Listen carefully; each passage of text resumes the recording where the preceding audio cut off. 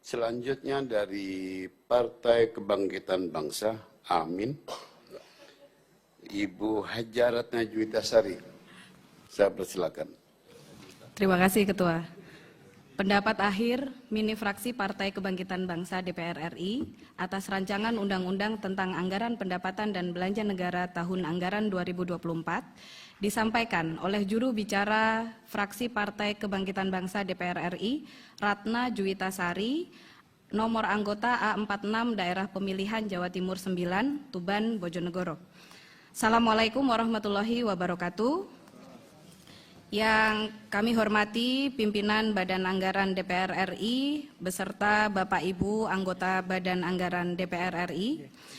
Yang kami hormati Saudari Menteri Keuangan, yang kami hormati Saudara Menteri PPN Kepala Bappenas atau yang mewakili, yang kami hormati Saudara Menteri Hukum dan Hak Asasi Manusia atau yang mewakili, yang terhormat Saudara Gubernur Bank Indonesia, serta hadirin yang berbahagia. Alhamdulillahirrabbilalamin, hari ini kita bisa hadir untuk melaksanakan tugas konstitusi dalam keadaan sehat walafiat. Sholawat serta salam kami haturkan kepada junjungan kita sekalian Nabiullah Muhammad SAW yang telah mengajarkan dan memberi contoh terbaik dalam mengatur dan mengelola kehidupan berbangsa dan bernegara, sehingga patut kita teladani untuk mewujudkan negara Indonesia yang baldatun thayyibatun wa rabbun ghafur.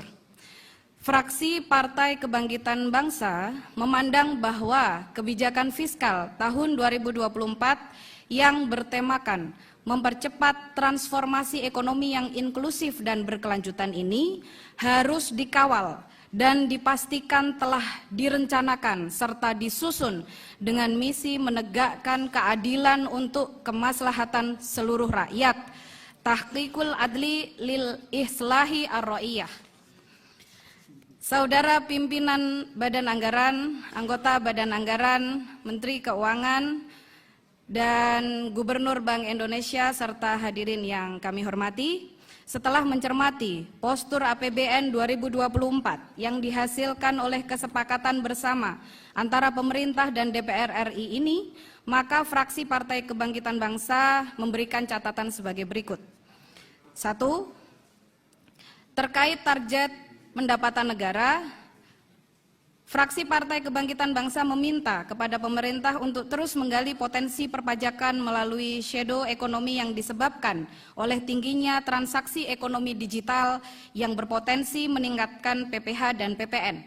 Selain itu, fraksi Partai Kebangkitan Bangsa juga meminta agar pajak karbon dapat diterapkan dengan optimal dengan tujuan untuk meningkatkan penerimaan negara dan mengubah perilaku masyarakat agar beralih pada aktivitas dan investasi yang low emission. 2.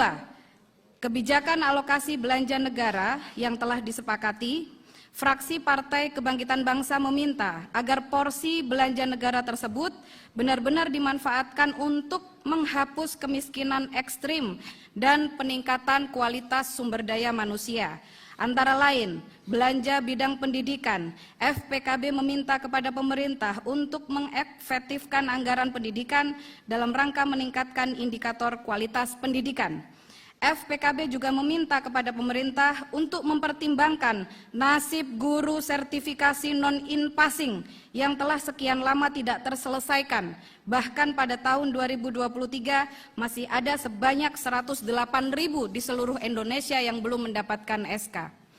Terkait dengan belanja bantuan sosial, FPKB juga meminta kepada pemerintah agar APBN sebagai shock absorber dapat memberikan bantuan sosial yang menjadi social safety net, mengingat 2024 kita masih terkungkung dalam ketidakpastian global dan di dalam negeri juga memasuki tahun politik, sehingga pemerintah harus meningkatkan ketepatan sasaran dari program bantuan sosial tersebut. B.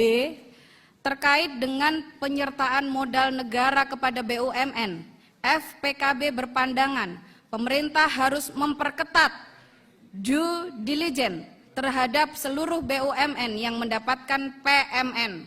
Apakah sepadan dengan output, outcome, dan impact yang dihasilkan atau hanya sebatas menyambung nafas dari BUMN yang terancam bangkrut akibat dari kurang terukurnya kinerja manajemen internal. C. Mengenai alokasi anggaran belanja transfer ke daerah dan dana desa yang disepakati sebesar 857,6 triliun, FPKB memandang belum ada keseriusan dari pemerintah untuk memeratakan pembangunan. Sehingga ke depan kami berharap agar pemerintah memiliki komitmen untuk terus meningkatkan alokasi transfer ke daerah sesuai dengan semangat desentralisasi pembangunan. D.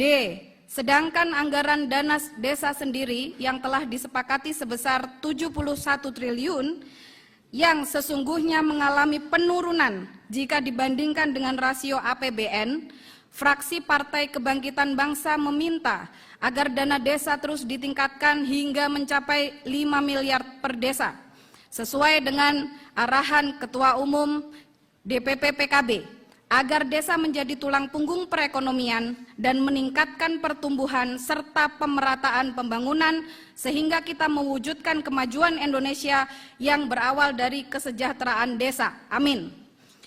3. FPKB memandang bahwa kebijakan defisit dan pembiayaan anggaran pada RAPBN 2024 yang disepakati sebesar negatif 2,29% dari PDB atau sebesar 522,8 miliar harus digunakan untuk pembangunan yang produktif serta menghasilkan nilai tambah yang tinggi.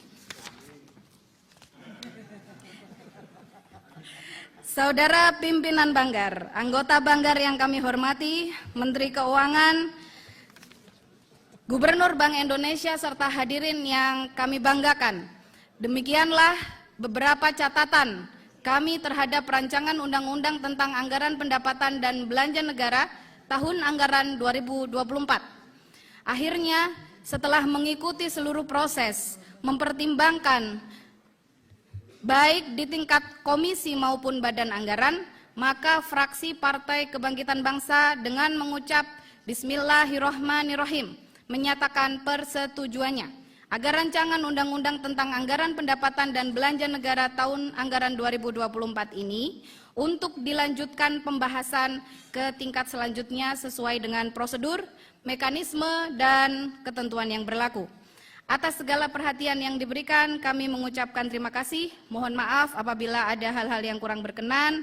Semoga Allah Subhanahu wa Ta'ala senantiasa memberikan keridhoannya kepada kita semua untuk melayani masyarakat, bangsa, dan negara. Amin. Wallahul muwafiq ila aqwamit thoriq. Wassalamualaikum warahmatullahi wabarakatuh. Jakarta, 19 September 2023. Pimpinan fraksi Partai Kebangkitan Bangsa DPR RI, Dr. Haji Cucun Ahmad Samsurizal MAP, Ketua Fraksi, Dr. Andes Fatan MAP, Sekretaris Fraksi, cap ditandatangani.